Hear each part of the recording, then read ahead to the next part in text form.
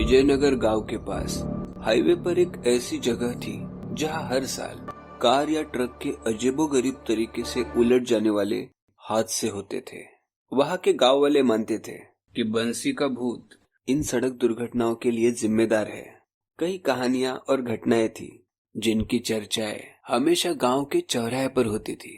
कहा जाता है कि एक समय में एक सुंदर लड़की जिसका नाम रमा था और उसे बंसी बजाने का शौक था, वो इस गांव में रहती थी। एक दिन इसी जगह एक भयानक सड़क हादसे में उसकी मौत हो गई और आज उसकी आत्मा लोगों को सड़क हादसों का शिकार बनाती है। गांव वालों का मानना था कि रमा की आत्मा शांत नहीं हो पाई थी और हर साल जब बारिश का मौसम आता है तब उसकी बांसी की ध्वनि सुनाई देती है।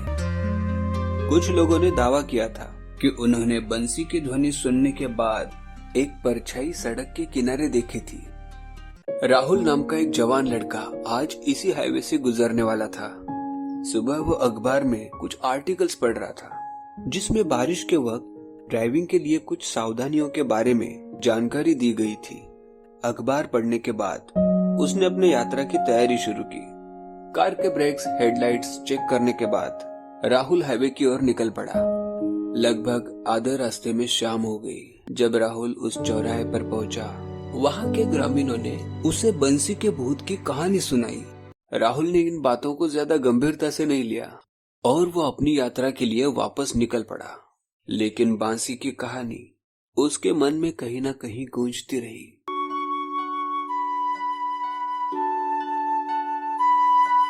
रात हो चुकी थी और आसमान ने अपनी ताकत दिखानी शुरू कर दी।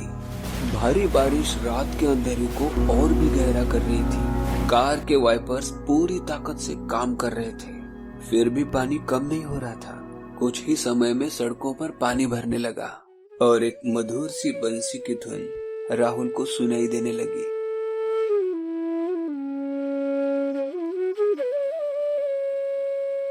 जब राहुल ने सामने नजर डाली, उसे अपनी आंखों पर विश्वास नहीं हो रहा था। आगे सड़क के बीचों बीच एक सफेद साड़ी पहनी हुई महिला खड़ी थी और उसके हाथ में एक बंसी थी।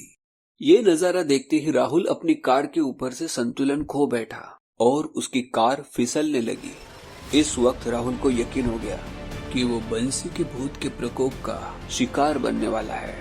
तभी अचानक उसने अपने मन को नियंत्रित करने की कोशिश की। बड़े साहस के साथ उसने गांव वालों ने बताई बातों को दिमाग से निकाल दिया और वो सुबह अखबार में पढ़े आर्टिकल को याद करने लगा। राहुल ने तुरंत अपना पैर एक्सीलेटर से हटा लिया और धीरे धीरे ब्रेक लगाते हुए कार को कंट्रोल करने लगा। स्टीयरिंग व्हील को सीधा मोड़कर कार रुक गई और राहुल ने एक गहरी सांस ली। सामने बंसी वाली औरत गायब हो चुकी थी, लेकिन बंसी की धुन उसके कानों में अब भी गूंज रही थी। राहुल ने ईश्वर को याद करके अपना मनोबल बढ़ाया और बारिश का पानी कम होते ही वो वहां से निकल गया।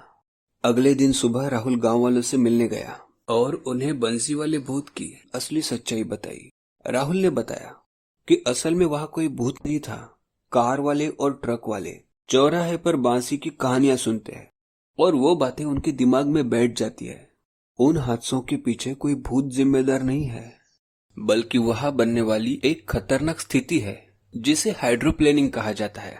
हाइड्रोप्लेनिंग में आपकी कार के टायर और सड़क के बीच में पानी फंस जाने के कारण टायर और सड़क का कांटेक्ट टूट जाता है, जिससे कार फिसलने लगती है। इससे बचने के लिए हमें गाड़ी धीमी गति से चलानी चाहिए। टायर की कंडीशन और प्रेशर सही होनी चाहिए। ब्रेक का सही इस्तेमाल करें और यहाँ के प्रशासन को ऐसे उपाय करने चाहिए जिससे सड़कों से पानी की उचित निकासी हो सके।